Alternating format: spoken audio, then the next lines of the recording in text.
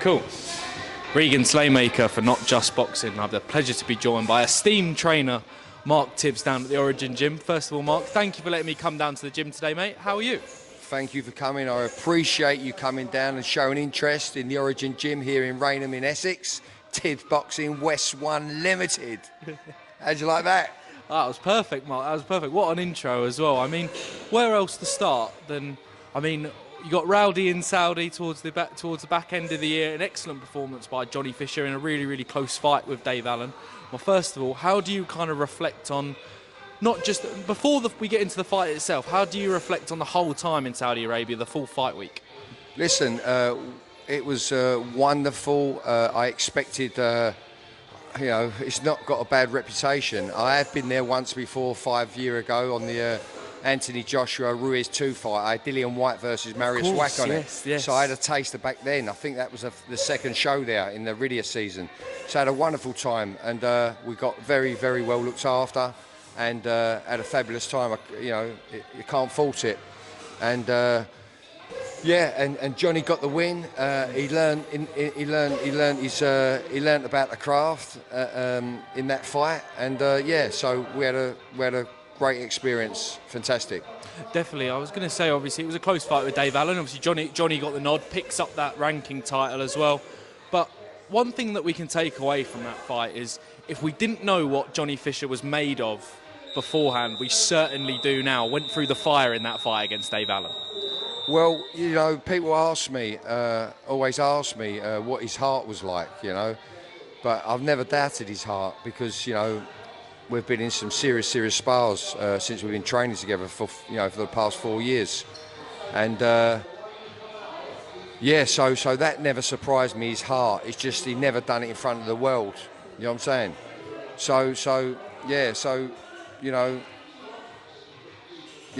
It was a tough fight. Johnny got his equilibrium, his balance.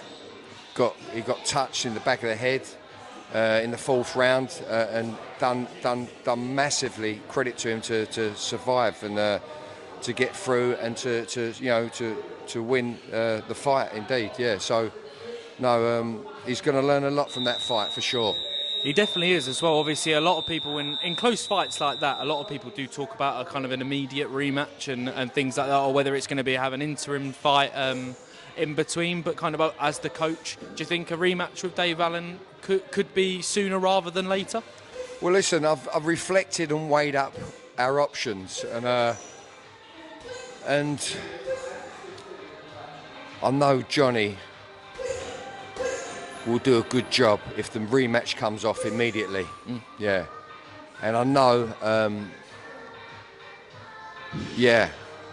I just know it's going to be a big fight for the British fans, and it's something that they want, and something they want. So I feel obliged to give it to him and support Johnny if that's the decision he wants to take. And but it's all, he's got his management and to sit down and chat to. I'm sure he has. I know he has. He's chatted to myself about it as well. And but he's enjoying a break over in Australia for the minute. And why not? I wish I was there myself. Definitely. But no, if the immediate rematch comes off, we'll make sure we I hate to use these words. We'll put a nail in the coffin this time, with all respect. Definitely as well. It was an excellent fight, and I think everyone would want to see that again as well. And speaking from kind of obviously meeting Johnny in here a few times, yeah, like you said, you know what Johnny Fisher's made out of. You see it day in day out, but he proved to the world that night what he's made out of, and everyone knows that he's in this for the long haul, and he's not just the ticket seller and all those good things as well. See, I love that word, the long haul, and it's important. Johnny is a young heavyweight. He is a young heavyweight. Yeah. So it would be paramount if we had the immediate rematch that the journey Johnny's gone through so far in that fight, I should say, he would have learned a hell of a lot, because stuff I've said to him since he's been a professional, he's felt it all in that fight, and it will click now. He definitely. And so therefore, I'm very confident that it'll be a different fight next time. For sure as well. Looking forward to it as well. On a personal touch as well, Mark. Obviously, Jimmy, your dad flew out to Riyadh. I mean, I mean, did Jimmy fly out with the Dylan White fight as well with Marius? No. Okay, so this is his first time. No. My dad's actually his second time in Saudi. He was over with George Groves in the first fight. When George Groves fought there, I'm not sure it was in Riyadh. It might have been in Jeddah. With Callum Smith. I don't know who it was, but he was over there with Georgie Groves and Neil Sibley. Yeah, and that was on the first one. So he was there before me.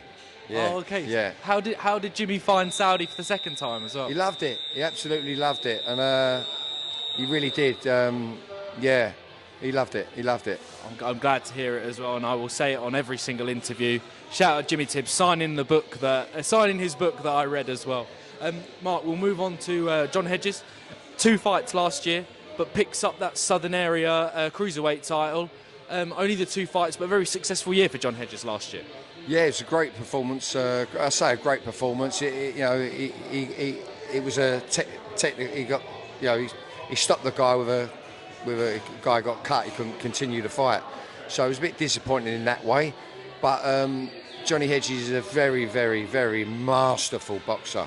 Really, he's thickened out now, and he's really a fully fledged cruiserweight now. And he's in today. We're breaking him in some body sparring. He's due to spar Georgie Groves' guy next week, funnily enough. Lucas Roerig. Who? Lucas Roerig? Yeah, he's booked in to spar that guy, and so he needs to knuckle down and focus on his boxing conditioning and his craft.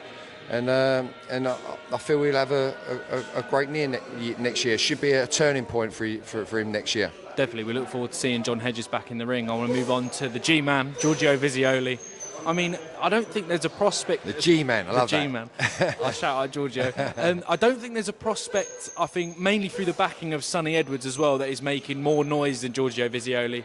Excellent performances last year, and I mean, recreating carbon copy knockouts day in, day out as well. You must be buzzing with Giorgio's progression in the pros. Yeah, I'm really blown away by working with Giorgio. He's a breath of fresh air. He's so natural, and he's such a good kid to work with. He's not shy of who he spars with. He's really see what you said. He does carbon copies. So I want to add more to his game because he's got to progress in other areas and mature and get that. And that comes with experience, but I went away to Saudi, obviously, with Johnny Fisher for that fight, and I left him a program, and we communicated. I come back, and I had a couple of more spars with him for this fight for the 31st of July at the Indigo. Matchroom have got a show on there. It'd be his 6th professional fight, and I had a couple of 2 or 3 spars with him, and he was way in front. So I've had to taper him down from the boxing side of it because he's doing everything. I've asked him thought he could do, so he's doing that. So took it, and we're a little bit come early, if you know what I'm saying. So we tapered him down a little bit, introduced him, and had a look at other areas of his physicality in some S&C work, and he needed to get more mobile and more flexible. More mobile and flexible. When he first come to me, he was the most stiffest boxer I've ever come across in my life, but he done the business in the ring. See what I'm saying? But there, he has certainly become more flexible, less rigid, and he's doing stuff that I could only dream of him doing, and he should be doing because of being flexible and less rigid. For sure as well, and it's paying off with those performances in the ring, and we look forward to seeing Giorgio back January 31st. O2 Indigo, get your tickets through Mr. Visioli himself as well. A couple of other fighters that you've got in the stable, Finley James and Joel Bartel, both ticking off 4 fights last year. Finley undefeated, Joel have that 1 loss as well, but he did headline in that fight against a really good fighter, and then fought on Wasserman as well. Two fighters who had great year last year. Yeah, Joel Bartel is. I couldn't make that fight with Jordan Reynolds, and it frustrated me. But we all knew what we had on our hand, sort of thing. And I feel I've had a few meetings with him since and a few training sessions since, and I felt that he's learnt from taking that fight, and I feel that starting to get the buzz again about Joe Bartel, because he's a real old school fighter. You know, I really understand him, but there's elements to him that he needs to adopt and trust in order for him to have a long career, and a successful career. He's still in his early 20s. I think he's just got the grips that 27, 28 will be the real man in him, you know, and in a flick of an eye that'll be on him before he knows it. He wanted it a bit early, if you know what I'm saying. But anyway, he's in a few meetings in order to get his career up and running again. Not that it's gone anywhere. He just, I think he's going to make a few changes in his management. I believe. So I'm still working with him. I'm still training him. Perfect. I've still got the job with him to develop him and to progress on the championship level. Fantastic. And as well, and Finley James back February the 9th. On the Top Tier show in a step up against Levi Griffiths as well. Yeah, Finley James, you know, he's got a style and he's got something, I've said this before, that I can't put my finger on it, what he's got, why I like working with him, but, you know, he's got a real awkward southpaw, long, rangy style, and it's a style of on his own sort of thing. I don't want to take that away from him. But, you know, he needs to adopt some other elements of professional boxing, because it is professional boxing. It's very different to amateur boxing. You get me? And so still work with him. He's got to step up in Levi Griffith. He's got to step up on the 9th of February, Johnny Clark's show in Brentwood. Yes. Top Tier. So he's got to step up. But listen, I took Finley James down to Loughborough University once when I took Johnny Fisher to spar with Fraser Clark. Wow. Yeah, a little while ago. Could be 2 years ago or could be a year ago. Yeah, it was early last year, if anything. And I took him down to spar with Johnny. Sparred with Fraser Clark, gave a great account of himself on the Wednesday. And Finley James, he boxed a 5-0 professional, 10-0 professional. Both box fighters, punchers. Yeah. And he absolutely schooled the pair of them. And I can't remember their names, but they're good fighters, yeah? They know they are. But listen, he schooled the pair of them, and their trainers come up to me and went, blimey, these two guys have done you proud. I went, yeah, sure I have, and we're coming back Friday to have some more. No truth. And Johnny had another good spar with Fraser Clark back then. Beautiful, competitive.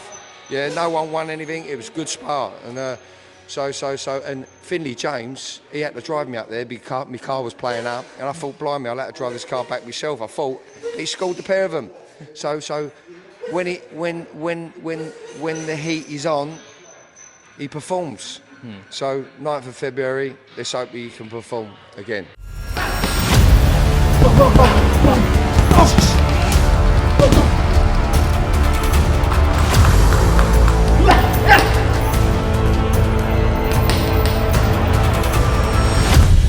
I'm sure he will, and you're not captain of West Ham Amateur Boxing Club for no reason as well. Shout out to Finley James, and get yourself down to the Brentwood Centre as well. I'm looking forward. I'm going out to. I'm expected to go out to a training camp in Fuerteventura, Spain, with Adam Bailey very, very soon. So I'm looking forward to getting out there with him. So I'll give him a shout. Adam, be prepared, son. We're coming for you. Definitely. Final two fighters I want to talk about, Mark. Tommy Fletcher, obviously had I think 2 fights this year. Obviously picked up that loss, but looking forward to Tommy Fletcher bouncing back in 2025. Tommy Fletcher, yeah, he's come back from Norfolk last week. He's been in the gym. He's been doing some S&C. He's been doing some boxing stuff. He's broke himself back in.